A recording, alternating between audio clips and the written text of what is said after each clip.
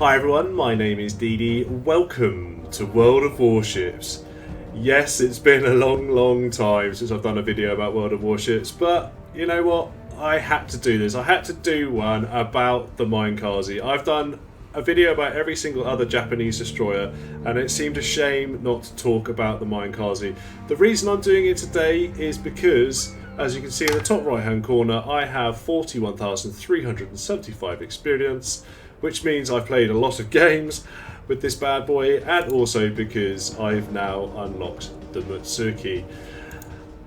And yeah, as I say, it seemed like a crying shame not to do one, not to keep the series going and talk about the Minekaze, and give you some tips, give you my experience, talk about what's good, what's bad about this beautiful thing, and then when I move on to the Mutsuki, I can feel clean and exonerated and feel like I'm passing on my knowledge and wisdom from having been blown up and sunk lots of ships with this Japanese tier 5 destroyer.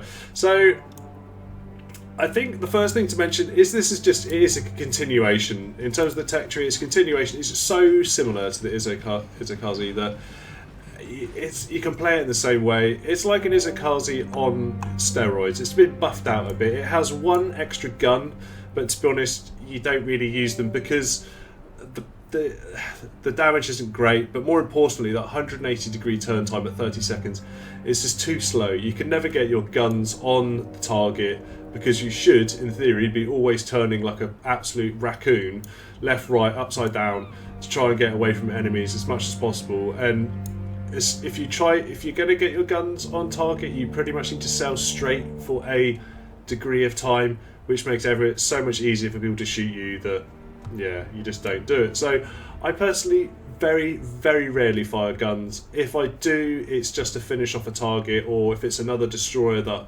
is hounding me, then you might as well do something rather than nothing. But in terms of the Izakaze to Minekaze, it has the same three midships mounted torpedoes. The torpedoes are more powerful.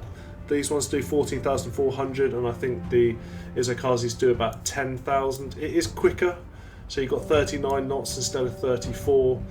It has more hit points, so I think the Izakaze has about 8, and this has got 10.9. So it's just generally buffed up to be a tier 5, but it's all the things that you've learned with the Izakaze just get applied to the Minekaze as well. I would also mention the modules. I have literally I've played countless games with this, but I've not bothered to research either of these two. Why? Because I want to get to the Mutsuki as quickly as possible. There is a gun buff, which means you fire 1.1 extra rounds per minute. So what? Never use them anyway. And then you can extend the range by 10%. So what? I never use the guns anyway. So I would ignore all the modules in this. Obviously, with your commander, your captain, make sure you get your reload time down by 10%. They do fire pretty quickly anyway, the torpedoes. It's a reload time of 42 seconds, but you can get that down to 38, which is damn good. And it does feel like they reload really fast, and you can continually pepper people with torpedoes. Is pepper with torpedoes really the right way of saying things? I don't know. Let me know what I should have said. But yeah, it's just the same. You've got surface detectability of 6.2, same as the Izakaze. You've got a range of 7 kilometers, so it's that same tactic. Sail in, make sure you stay out of 6.2, get within 7, launch your torpedoes off, and then run away like a coward with the tail behind your legs. The other destroyer tactics I find with the Minekaze is not quite the same as the American destroyers, because the American destroyers are a bit more rugged, and you don't mind encountering other destroyers or aircraft because you can generally fend them off. I find with the Minekaze, where you get caught out is where other destroyers. You'll get detected within 5 kilometers of some destroyers, and then that's it. You've got quite a lot of legwork to try and get away from them, and if they've got good speed, that becomes difficult, and they light you up for other cruisers, other planes, and you can become a very easy little chewy target for someone to take out quite quickly. And the planes about the same. That I find if you've got a good carrier captain, because they have very limited AA defense. You can see it's a rating of 9. There's a few guns, but yeah, if the fighters, for example, spot you and their carrier's good, he will follow you with his fighters, continuing to detect people, and it's 3.1 kilometers. They'll continue to detect you, lighting you up for all the cruisers. So avoid planes like the plague with this thing. That's what I'd also recommend. But yes, here it is. Goodbye. Goodbye, Minekaze. Welcome, Mutsuki. I will obviously do a video about the Mutsuki when it comes about. But yes, let's talk about more about tips and tactics and how I've been using this beautiful, beautiful machine in the gameplay coming up now. So here it is, my final game ever, and generally this was my final ever game with the Minekaze, and it was, as you can see, a very, very nice matchup to play. Top tier, although there's quite a few other tier 5 ships on the enemy team, but only 2 destroyers in the opposing team. 1 Minekaze, 1 Islav, which is pretty nice. The rest is filled up with 4 battleships, 5 cruisers, and 1 aircraft carrier. Only having 1 aircraft carrier is good because that means I don't get spotted by planes. Equally, the Minekaze really is a cruiser and a battleship hunter. Now, if there were lots of other destroyers, what I would have done in this gameplay is probably come into here, into these, just cusping the island and working out what other destroyers are going to come in to try and capture B. I do feel as a destroyer that I really need to get into B, into this area, if you can see at the bottom right hand corner, to try and spot and highlight enemies for my team. I really am a scout, I'm the eyes, but I'm not a very hardy scout. I'm also a scout that can be very destructive to enemy battleships and enemy cruisers. I don't tend to go for cruisers because you can get taken out by them very quickly. If you suddenly get spotted by a destroyer and there's something like a Cleveland near you, you're basically done for. Luckily in this game I can be a bit more aggressive just due to the matchup. As you can see, there's a St. Louis, there's a Phoenix, there's lots of Myogis, and Wyoming. There's nothing really too scary, so I'm just going to go straight into B, watching where that plane is. If it's not coming towards me, that's great. As it's gone straight past, I'm heading into B. I want to capture it, I want to get the point for my team, and as I say, I want to spot the enemy ships as they make way either to the east or the west of the map. So I've slowed right down. I'm going to go at half speed. I don't want to stop because if I need to kick it into gear again, I will be doomed. And this is why, because right there is the Islav, and that will kill me. I've instantly hit the torpedoes, but he's also run away because he's not really sure what's following. So he's going away behind the island, that's fine. But then a Minekaze pipes up, pops up. What the hell? So the Minekaze has also gone into run mode, but he spotted me. I've now got it coming, so I now just keep moving. To my right, there is some torpedoes coming in from my compadres, and this is where the guns, look at those guns, they turn so slowly, it's ridiculous. So I'm going to have to keep turning, and at these ranges you should be able to dodge a lot of fire. It's just when you get closer in. I'm going to dissuade that Minekaze away from me. But as chance would have it, he bought the torpedo particularly badly. And now I'm going to hopefully do some killing blows. Keep running away. I'm not really bothered about chasing him down, I'm not interested. I've got set on fire, which I instantly repair, but luckily my Minekaze friend has popped his smoke screen, so I'm going to abuse that. And this is a classic tactic. Pop your smoke screen, no one can see you, and fire your torpedoes out of it. It is risky being sat there, that you might get detected and then you're literally a sitting duck, but it is a nice tactic to be able to pop your smoke while stationary, in the comfort that no one can see you, and fire torpedoes in the general direction, because you won't be able to see them, of the enemy. So the Islav's back, Islav, and I'm going to try and use this island and do some ambush tactics. He won't know I'm here because I was in the smoke.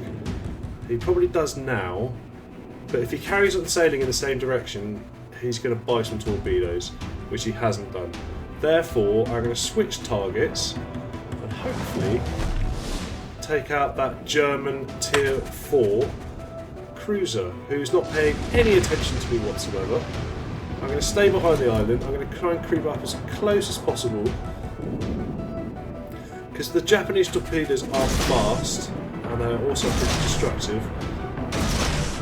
I don't know, I couldn't actually get it to lock on at this point, hence I'm kind of firing blind, but he's not moving very fast, so I'm just going to absolutely throw as many torpedoes in his direction as I can, hoping something will stick, and the last one hits. I mean, I tried to get a good spread, but that was quite lucky. And as you can see, get my guns. Can I get my guns on that Russian destroyer? Hell no! Look at it! Look at him! Look at him not go anywhere. But no one's shooting at me. No one's paying attention.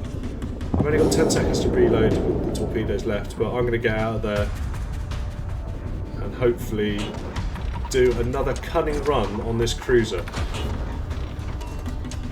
Because it looks like the Islab's going their way. Because I want to keep going the opposite direction of him, basically. And use the island, use the cover. Use the cover of their smoke that he's deposited. And hopefully be able to creep up on people. Especially if they are on fire and their engines are out. So I'm going to do... I tend to vary between wide and narrow spreads. If I think I'm a dead cert, obviously I go narrow.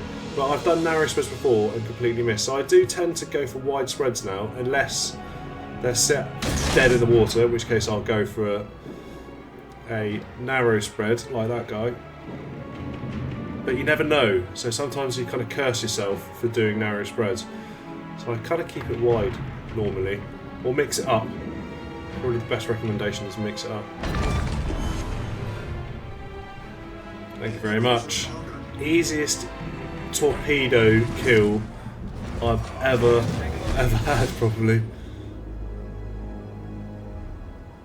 And now I've captured B. So I'm just literally circling around B, using the island as cover, using smoke screens. Islav is also now sat dead in the water, but I have definitely been spotted. It's been coming from the Wyoming, and I'm in trouble. And this is the point, you overcommit, and I'm in trouble. But I've put a massive wide spread of torpedoes in, I've popped my smoke as well, and that should get me out of trouble. It's literally hit the emergency smoke button and run away. And that's all I use it for. When I know I'm about to die, hit the smoke. Otherwise, try and use your advantage in spotting versus detection, which is still not good. I've still been detected by something, and I think it was that ice lab again. I should be out of range now, so I'm going to try and put a... I can't work out how fast these guys are moving, and so I'm just going to put a wide spread against them. I think the replay has missed out where I did my targeting. It doesn't seem to have glitched out at that point. I was targeting them, but hopefully with two cruisers of a Phoenix and a St. Louis, I should be able to hit something with that. Come on, my beauties. Alright, the Phoenix takes an absolute pounding there. Takes off probably more than half his life. Missed the St. Louis, but the St. Louis is quite a slow moving ship most of the time, so I feel quite confident I can get it. But I've moved in way too close, because I thought they were completely ignoring me. They've incapacitated my engine. Now I'm in serious trouble. My smoke is obviously run out. I need to get round the other side of this island as quickly as possible without dying. Come on. Turn. That Wyoming's heading my way as well. I'm going to zigzag as much as possible, and then I'm also going to... I'm pretty close to that Wyoming, only 4.8 kilometres, and generally it looks like he's sailing in a straight direction. It looks like a bit of a noob as well with that shot. So, come on. Take down. How many torpedoes am I going to get? 1, 2. Oh, the third misses. He just turns at the right time, but I should be out of range now. So I'm thinking that guy is just firing blind at me. I'm out of range now. So final. As soon as I go out of range, I'll turn as well, just to make sure you don't stay in a straight line, because people will predict you staying in a straight line.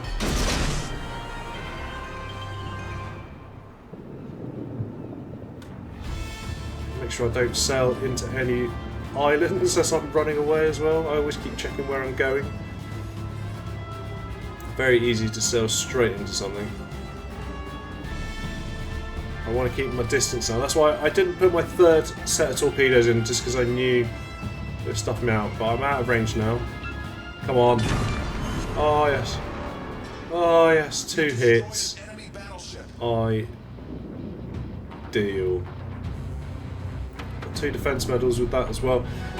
And that's the reason I stopped, because I kind of figure I don't want to go any further away. I'm out of range to him, he won't be able to spot me, and I want to turn and focus on the St. Louis and that Phoenix that's still over on that side. Oh, and there's also an Omaha as well. But take down pretty much full health Wyoming there. Quite happy with that. I'm now inside the St. Louis's range and I'm undetected, but he's not paying me any attention, so I'm going to turn back towards him.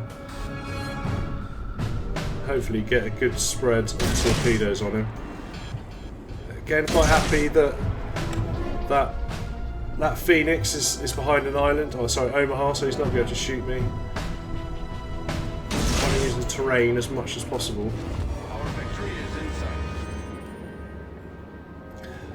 I also find that it's worth staggering your torpedoes, so keep them, because people do move, slow down a little bit, but if you kind of don't fire them all at once, it kind of gives you a greater chance of something hitting. So I've missed with all 4 torpedoes though, but because I've waited a few seconds to fire the last set of torpedoes, one's looking good. One's looking good! Surprise! Kapow. So that's 8 torpedo hits, 4 sunk, captured a point, and that's pretty much the end of the game. You kind of see in the bottom right, their aircraft carrier is in the top right hand corner, just about to be sunk by my comrade, the Minekaze, and the Omaha is running away. He's literally heading into the distance to save himself from a very expensive repair bill. And we've got 912 capture points. And this was it. This was my last game ever in the Minekaze, and it was a good one. It was enjoyable. I was a bit lucky, and there was definitely some noobs on the other team. I think there was some Christmas noobs. But it was a good way to say goodbye to what is a very good ship, and I'm hoping the Mutsuki is going to live up to these expectations as well. Unfortunately, I haven't got the scores, but there we are. Hope you guys enjoyed it. Hopefully I'll see you in the next episode. Take care now.